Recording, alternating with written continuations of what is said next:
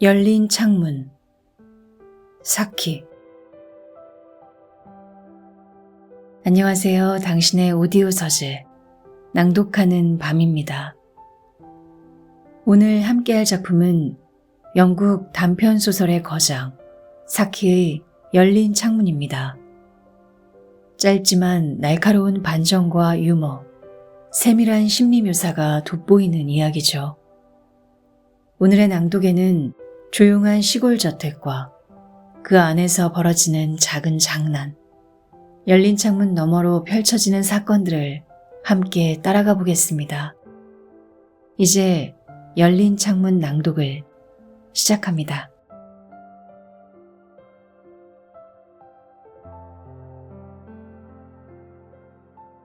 제 이모가 곧 내려오실 거예요, 너틀 씨. 그동안은 저와 함께 계셔야 해요. 15살 난 침착함이 몸에 밴 아가씨가 말했다. 브램턴 너틀은 지금 앞에 있는 조카를 적절히 칭찬하면서도 곧 내려올 이모의 체면을 깎지 않는 알맞은 말을 하려고 애썼다. 하지만 속으로는 이렇게 모르는 사람들을 차례로 방문하는 일이 과연 자신의 신경치료에 도움이 될지 더욱 의심스러웠다. 그가 시골 별장으로 옮길 준비를 하고 있을 때 누이가 말했다. 네가 거기 내려가면 틀어박혀서 아무하고도 말하지 않을 게 뻔해. 그러다 쓸쓸해져서 신경은 더 나빠질 거야. 내가 거기서 아는 사람들에게 줄 소개장을 써줄게. 내 기억에 그중 몇몇은 꽤 괜찮은 사람들이었어. 프램턴은 지금 소개장을 건넬 이 사플턴 부인이 과연 그 괜찮은 사람들에 속하는지 궁금했다. 잠시 말없이 앉아있다가 조카가 물었다. 이 근처에 아는 사람 많으세요? 거의 아무도 모릅니다. 프램턴이 대답했다. 누이가 4년 전쯤 이곳 목사관에 머물렀는데 그때 알게 된 여기 사람 몇몇에게 줄 소개장을 써주었습니다. 그 말에는 아쉬움이 묻어났다. 그럼 제 이모에 대해서는 거의 모르시겠네요. 15살의 침착한 아가씨가 말을 이었다. 이름과 주소뿐입니다. 프램턴이 인정했다. 그는 사플턴 부인이 기혼인지 아니면 과부인지 궁금했다. 방 안 어딘가에는 남자가 사는 집 같은 알 수 없는 기운이 감돌았다. 이모께 큰 비극이 닥친 건 불과 3년 전이에요. 그러니까 당신 누님이 여기 계셨던 뒤의 일이죠. 비극이라고요? 프램턴이 되물었다. 이처럼 한가로운 시골에서 비극이라는 말은 어딘가 어울리지 않아 보였다. 왜 우리가 10월의 오후에 저 창문을 활짝 열어두는지 궁금하실 거예요. 조카는 잔디밭으로 이어진 커다란 프렌치 창을 가리켰다. 이 시기치고는 꽤 따뜻하군요. 그런데 그 창문이 그 비극과 관련이 있는 건가요? 프램턴이 물었다. 바로 저 창문을 통해 정확히 3년 전 이날 이모의 남편과 두 어린 형제가 사냥을 나갔습니다. 그들은 돌아오지 않았어요. 황무지를 건너 가장 좋아하던 사냥터로 가던 중 셋 다 위험한 늪지대에 빠지고 말았거든요.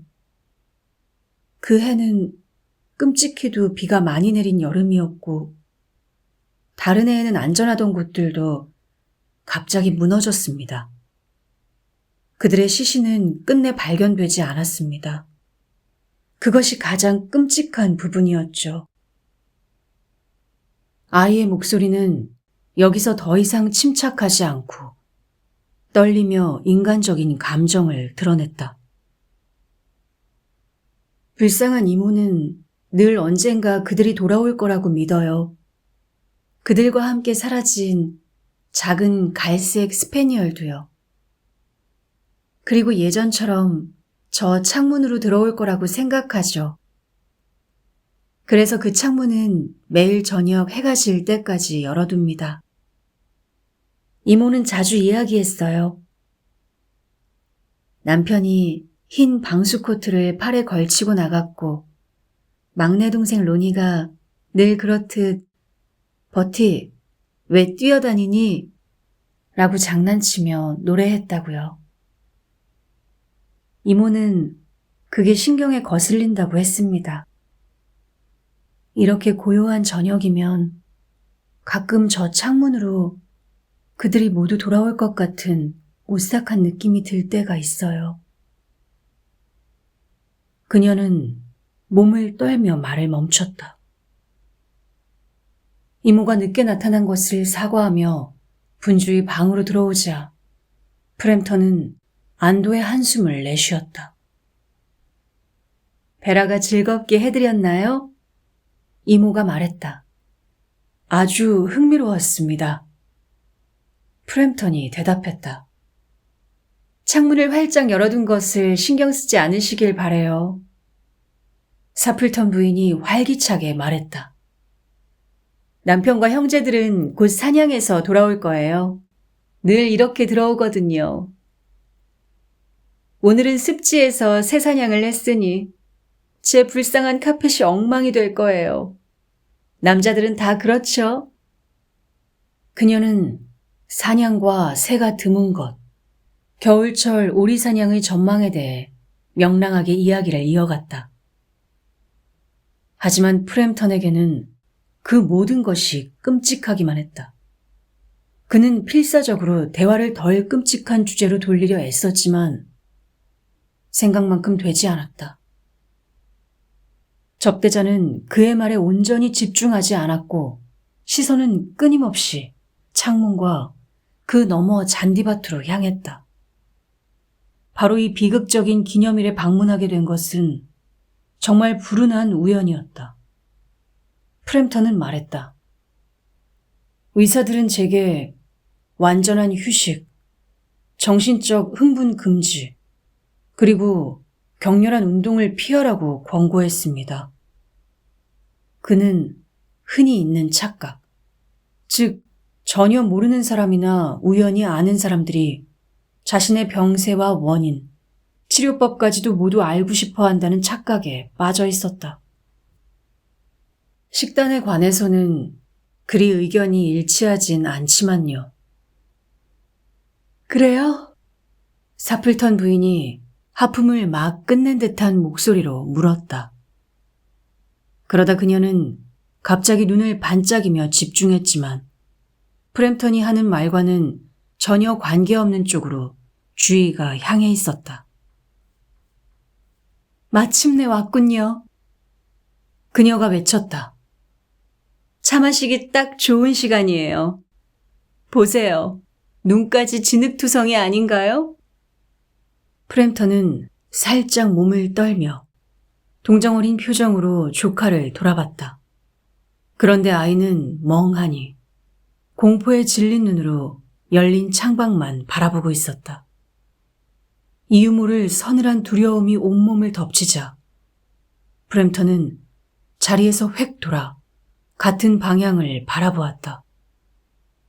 짙어지는 황혼 속 세 사람이 잔디밭을 가로질러 창문 쪽으로 걸어왔다.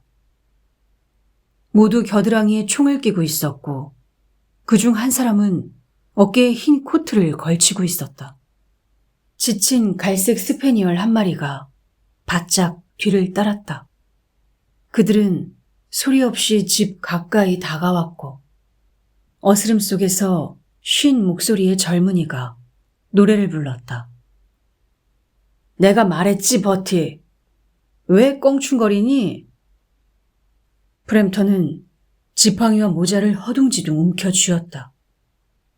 현관문, 자갈 깔린 진입로, 대문이 황급한 도주 속에서 어렴풋이 스쳐 지나갔다. 마침 길을 지나던 자전거 타는 사람은 부딪힐 뻔해 울타리 속으로 몸을 날려야 했다. 흰색 방수 외투를 걸친 사람이 창문을 통해 들어오며 말했다. 여기 있어요, 여보. 꽤 진흙투성이지만 대부분은 말랐어요. 그런데 우리가 오자마자 뛰쳐나간 사람은 누구죠? 정말 별난 분이에요. 프램턴 씨라고 하는데 본인 병 얘기만 하다가 당신들이 오시자 인사나 사과도 없이 달아났어요. 유령이라도 본 것처럼 말이에요. 사플턴 부인이 대답했다. 조카가 태연하게 말했다. 아마 저 스페니얼 때문일 거예요. 걔를 아주 무서워한다고 했거든요. 한 번은 겐지스 강가 어딘가에서 들개 무리에게 쫓겨 묘지 안으로 들어갔대요. 새로 판 무덤 속에 있는데 바로 위에 달려드는 개들이 으르렁거리며 이빨을 드러내고 침을 흘리는 동안 밤을 새웠다더군요. 그 정도면 누구라도 겁이 나죠. 즉흥적으로 이야기를 지어내는 것은 그녀의 특기였다.